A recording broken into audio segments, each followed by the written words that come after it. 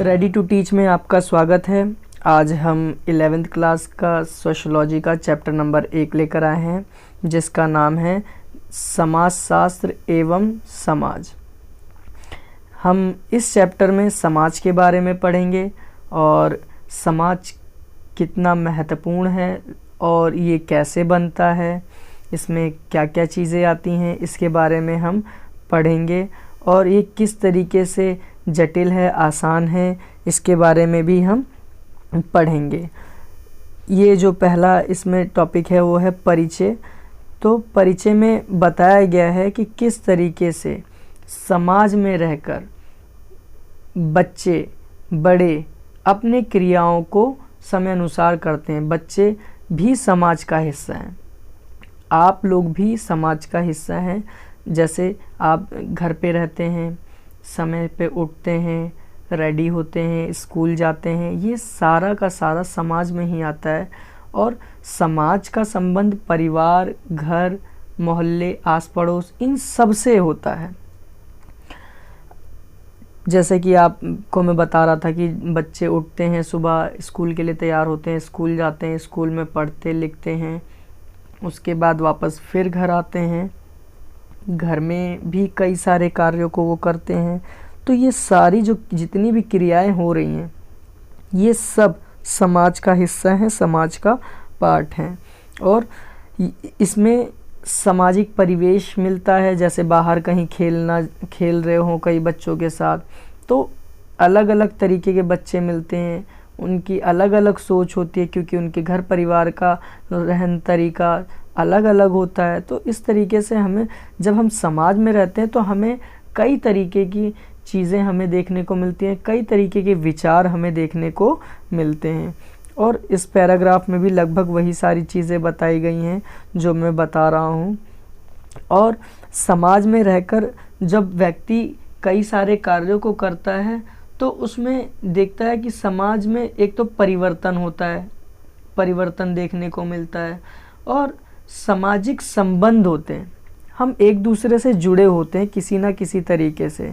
जब हम समाज में रहते हैं तो हम किसी न किसी तरीके से जुड़े रहते हैं, और जुड़ने के साथ साथ हम अपने कार्यों को भी समाज के माध्यम से आसानी पूर्वक करते हैं। जी, सेकंड जो टॉपिक है वो समाजशास्त्र कल्पनाएं एवं व्यक्तिगत समस्या और जनहित मुद्दे। देखिए, इसमें जो आया है व्यक्तिगत समस्या और जनहित मुद्दे। व्यक्तिगत समस्याएं जो होती हैं वो अपनी पर्सनल होती हैं, जिससे किसी एक ही व्यक्ति को प्रभाव होता है। लेकिन जो जनहित मुद्दे हैं, जनहित मुद्दों में पूरे समाज को, पूरी सोसाइटी को उस समस्या का सामना करना पड़ता है। फॉर एग्ज़ाम्पल, जैसे मैं चल रहा हूँ, मैं गिर जाता हूँ, मेरे पैर में कुछ दिक्कत आ जाती है जिससे मैं अब चल नहीं पा रहा हूँ, ठीक है। तो ये तो मेरी एक व्यक्तिगत समस्या हो गई, ठीक। और सामाजिक जनहित मुद्दा क्या हो गया? जैसे बिजली का सही टाइम पर ना आना, सड़कों का सही तरीके से रिपेयर ना होना, टाइम टू टाइम बसों का ना चलना, ट्रेनों का ना चलना, ये एक जनहित मुद्दे हैं। इससे सिर्फ किसी एक को प्रॉब्लम नहीं हो रही, इससे कई लोगों को, पूरे समाज को, पूरी सोसाइटी को प्रॉब्लम हो रही है। इसलिए ये जनहित मुद्दों में आता है। और ये समस्या जो होती है ये किसी एक व्यक्ति की नहीं, सब पूरे समाज की, पूरी सोसाइटी की समस्या होती है। आइए आगे बढ़ते हैं। देखिए, ये एक चित्र है जिसमें दो जने हैं, जिसमें एक पुरुष एक महिला हैं, और इसमें बताया गया एक गृह विहीन दंपति, यानी इनके पास घर नहीं है। और इसमें इसी के साइड में एक पैरे में दिया हुआ है 1999 से 2000 से आरंभ हुई इंदिरा आवास योजना सरकार के ग्रामीण विकास मंत्रालय भवन एवं शहरी विकास निगम हुड़को द्वारा संचालित एक विशाल योजना है, जो कि गरीब और गृहविहीन लोगों के लिए मुफ्त आवास मुहैया कराएगी। क्या आप ऐसे अन्य बात बता सकते हैं? व्यक्तियों की समस्या और जनहित के मुद्दों में संबंध दर्शा सकते हैं? देखिए, ये एक ऐसी योजना है जिसमें किसी व्यक्ति के पास घर नहीं होता है, तो सरकार उन लोगों को घर मुहैया करवाती है, जो कि इन जैसे परिवारों के लिए या इन जैसे दंपतियों के लिए इस योजना का फ़ायदा बहुत अधिक होता है और होना भी चाहिए और हमें करवाना भी चाहिए। लिखा है समाज में बहुलता एवं असमानता। देखिए, जब व्यक्ति एक समाज में रहता है तो उसमें बहुलताएं होती हैं, यानी एक ही धर्म या एक ही तरीके के लोग ज़्यादा देखने को मिलते हैं। और असमानता है, देखिए समाज में विभिन्नता तो ज़रूर मिलेगी, और विभिन्नता वो चाहे किसी भी तरीके की हो, अमीर गरीब की विभिन्नता हो सकती है, ठीक है, जातिगत विभिन्नताएं देखने को मिलती हैं। अब वैसे बहुत कम हो गई हैं समाज में, लेकिन आज भी अगर गाँव की बात की जाए, पिछड़े एरियो की बात की जाए, तो वहाँ आज भी जातिगत असमानताएं देखने को मिलती हैं। और इसमें साफ यही बताया गया है, भाषा, समुदाय, धर्म, जनजाति, तो इस तरीके की चीज़ें देखने को मिलती हैं। और जो समाज है उसमें कई तरीके के लोग भी होते हैं।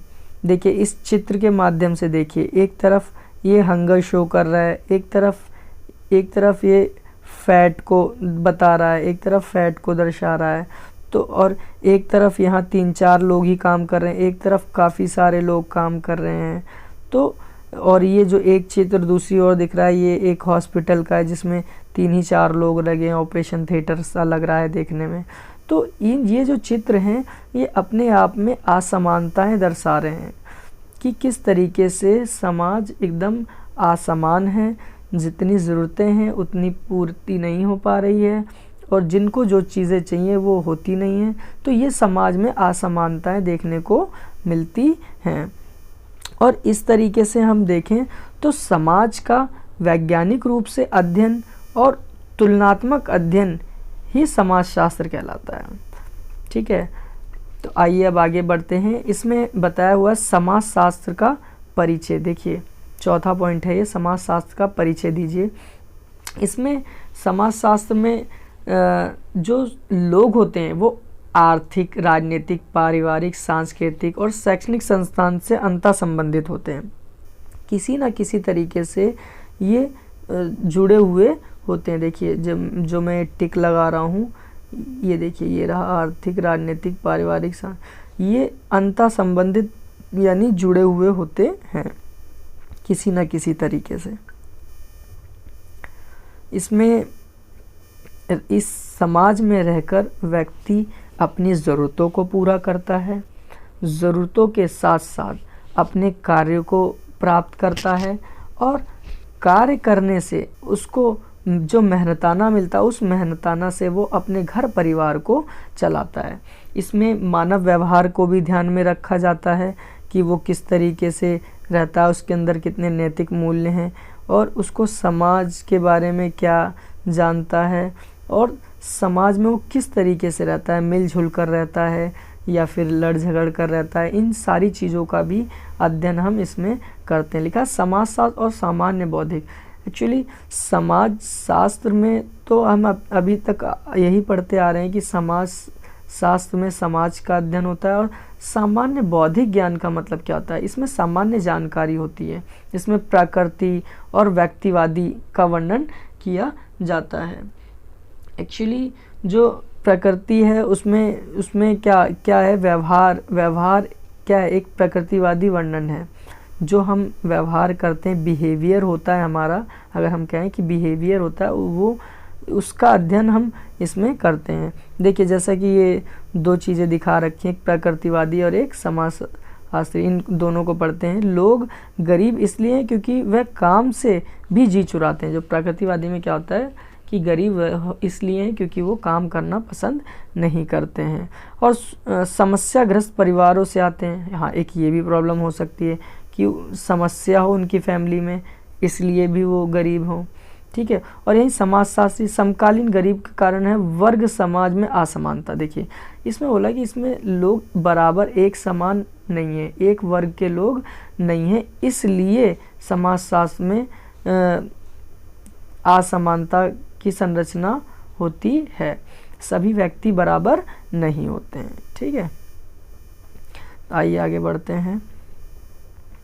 तो इस तरीके से समाज के बारे में बताया गया। और समाज का जो विकास है या समाजशास्त्र का जो अध्ययन है, समाजशास्त्र की जो रचना है, बौद्धिक रचना है, उनके अलग अलग लोगों ने अलग अलग तरीके से अपने विचार दिए हुए हैं। इसमें विभिन्न बड़े बड़े लोग हैं, जैसे कि कार्ल मार्क्स हो गए, हर्बर्ट स्पेंसर हो गए, अगस्त कॉन्ते हो गए, ठीक है।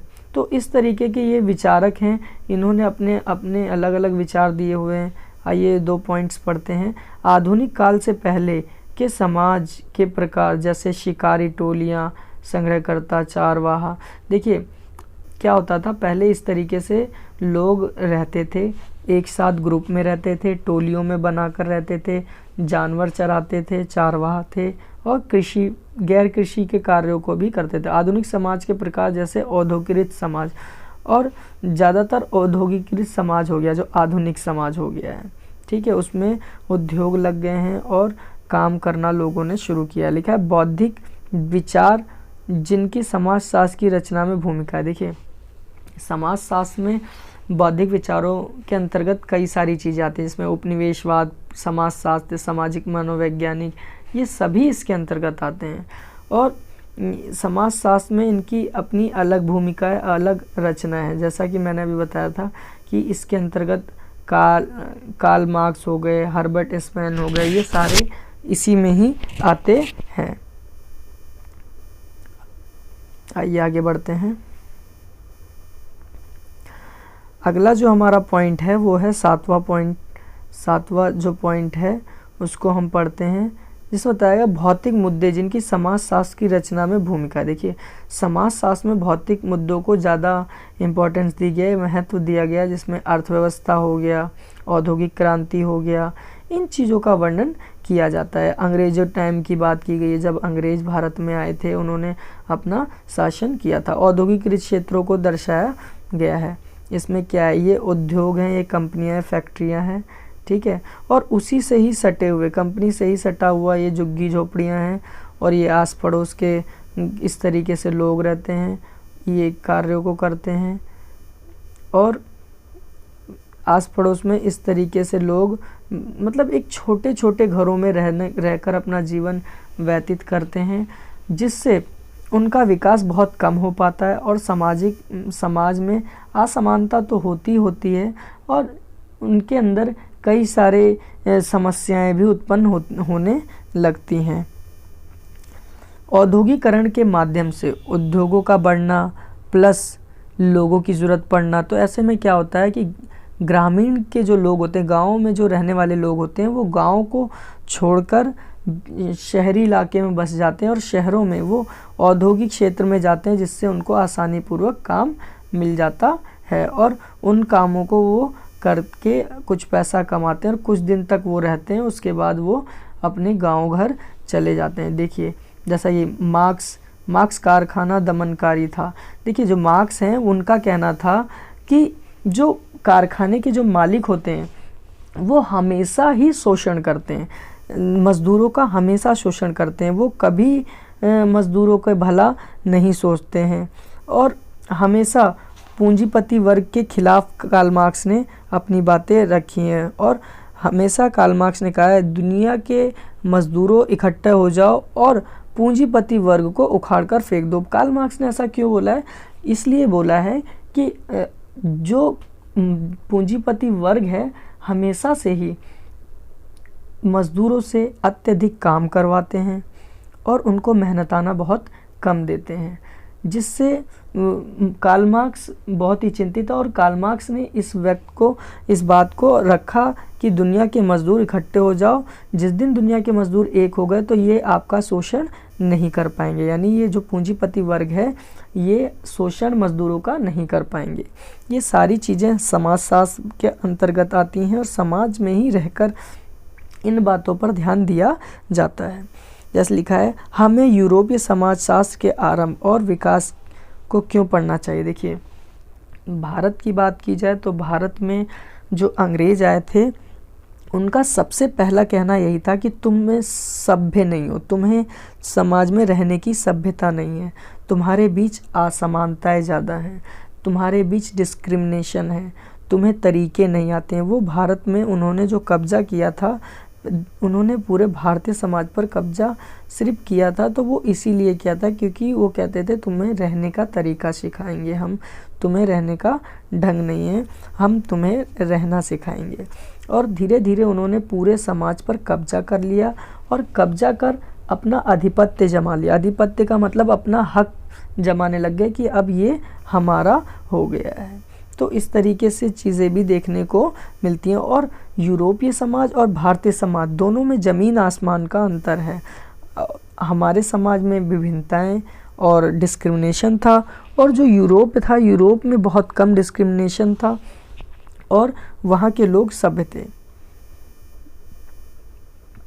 आइए अगला जो पॉइंट है, ये पॉइंट नंबर 9, भारत में समाजशास्त्र का विकास।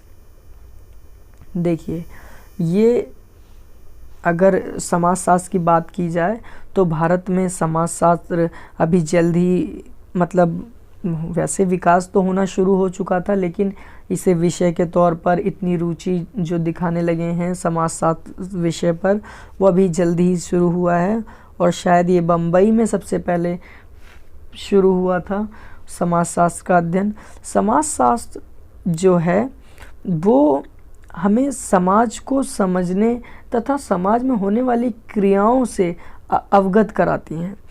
और जैसा कि इस पैराग्राफ में लिखा है, उपनिवेशवाद, पूंजीवाद, औद्योगिकरण, ये सब समाज में ही था, हमारे भारतीय समाज में था। हम उपनिवेश थे, गुलाम थे अंग्रेज़ों के। पूंजीवाद यानी कैपिटलिज्म, पूंजीवाद का मतलब यही है कि हम बड़े बड़े मालिकों और कारखानों के अधीन में रहकर कार्य करते थे। औद्योगिकरण मीन्स फैक्ट्रियों का इंडस्ट्री लग गई, हाथों के काम छूट गए लोगों के, जिससे लोग मज़दूर बनने के लिए मजबूर हुए। और जो मज़दूर वर्ग हैं वो क्योंकि खेती हो नहीं पा रही थी तो लोग कारखाने की ओर जाने लगे, और जो हाथों के काम थे वो बंद हो गए थे क्योंकि मशीनीकरण आ गया था। मशीनीकरण से इन्होंने क्या किया, अब इन्हें बहुत ज़्यादा मज़दूरों की ज़रूरत थी। मशीनीकरण तो आ गया था, मशीनें ये लिए आए थे, लेकिन मज़दूरों की आवश्यकता थी। तो धीरे धीरे ग्रामीण एरिया से ही लोगों ने निकलकर काम करना शुरू कर दिया। अगला जो टॉपिक है आपका, ये टॉपिक नंबर 10 है, जिसमें समाजशास्त्र का विषय और क्षेत्र एवं अन्य सामाजिक विज्ञानों से संबंधित है। समाजशास्त्र का विषय जो है वो बहुत बड़ा है। समाज एक बहुत बड़ा विषय है जिसमें परिवर्तन भी आते हैं, जिसमें सभी चीज़ें विद्यमान हैं, लोग हैं, धर्म है, जाति है, लिंग है, भाषा है, संस्कृति है, पहनावा है। ये सारी चीज़ें समाज के क्षेत्र, विशेष क्षेत्र का अध्ययन कराती हैं। समाज की अपनी विशेषताएं भी हैं, जैसे समाज अमूर्त है, समाज में विभिन्नता और समानताएं होती हैं, ये आश्रित रहने का नियम है, समाज परिवर्तनशील है। तो ये सारी चीज़ें इसके विषय और क्षेत्र महत्व में ही आता है, तो हम इसमें ये सारी चीज़ें भी देखते हैं। अब देखिए ये किस तरीके से दिखाया जा रहा है। ये चित्र हैं, चित्रों के माध्यम से स्थिति को, समाज की स्थिति को दर्शाया गया है कि किस तरीके से लोग ड्रेसेस पहनते हैं या प्रचार करते हैं। और एक जगह दूसरी तरफ यहाँ तस्वीर पानी भरते हुए लोग या पानी के लिए इंतज़ार करते हुए लोग। तीसरी तरफ ये राजा पुराने समय की फ़ोटो है, उसको दर्शाया गया है कि उस समय जो लोग थे वो किस तरीके से पहनावा पहनते थे, किस तरीके के ड्रेसअप करते थे।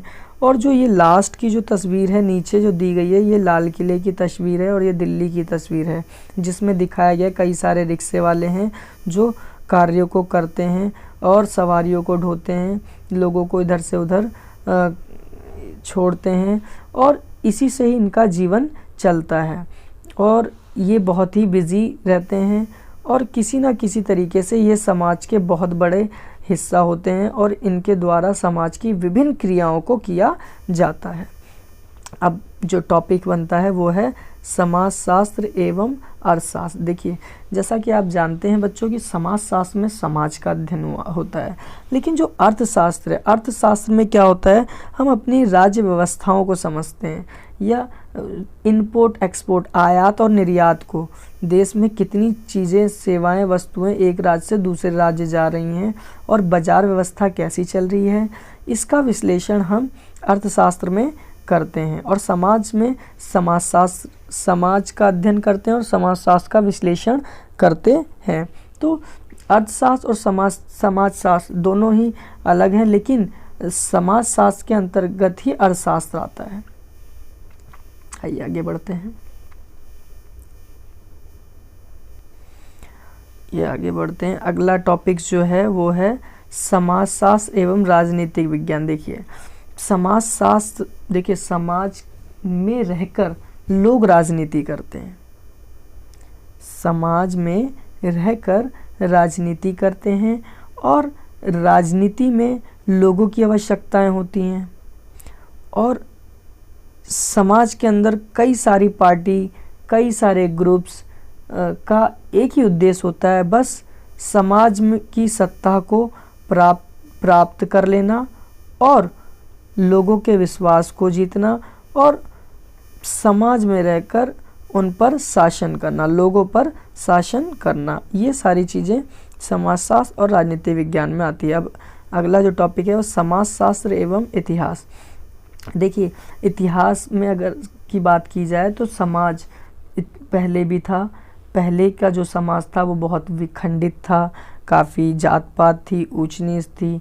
अगर हम इतिहास की बात करें, भारतीय समाज की बात करें तो 565 राज्य रजवाड़ों में बटा हुआ था, जो कि एकत्रित ही नहीं था।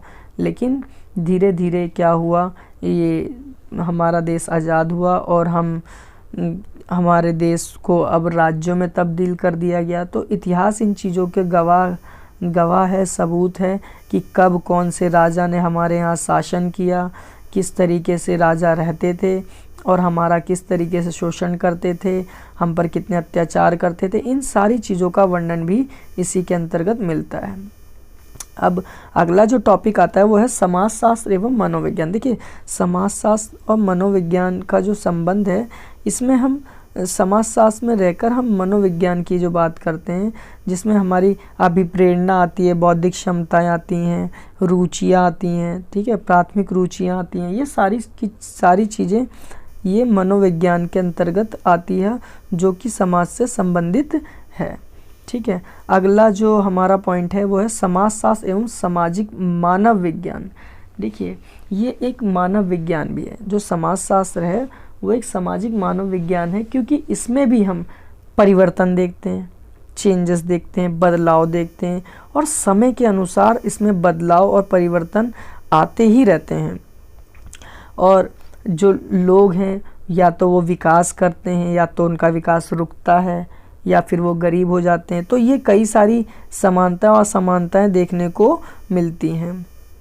ये देखिए, एक चित्र दिखाया गया है जिसमें कुछ महिलाएं हैं, अपनी जीविका चलाने के लिए काम करती हैं। असम में चाय पत्ती तोड़ने वाले श्रमिक हैं, और ये असम के बारे में दिखाया जा रहा है कि किस तरीके से महिलाएं घर के काम के साथ साथ चाय पत्ती की बागानों में भी काम करते हैं। ये आगे बढ़ते हैं। सामाजिक मानव विज्ञान की विशेषता ही लंबी क्षेत्रीय कार्य समुदाय का अध्ययन किया रहना, अनुसंधान की नित्य जातियाँ, पद्धतियाँ, समाजशास्त्र, सांख्यिकी, तो इस तरीके की चीज़ें भी सारी इसी के अंतर्गत आती हैं। वैश्वीकरण, राज्यों द्वारा वैश्वीकरण को अपनाना और परिवर्तन को अपनाना, और इस विषय को लाभदायक बनाना, इस तरीके से इनका वर्णन किया गया है। और ये चैप्टर फिनिश हो चुका है। और अगर ये वीडियो और ये चैप्टर जो मैंने एक्सप्लेन किया आपको अगर ये अच्छी लगी हो वीडियो, तो इसे लाइक करें, शेयर करें। हाँ, अगर आपने चैनल सब्सक्राइब नहीं किया है तो चैनल ज़रूर सब्सक्राइब करें। Ready to teach. Thank you, धन्यवाद।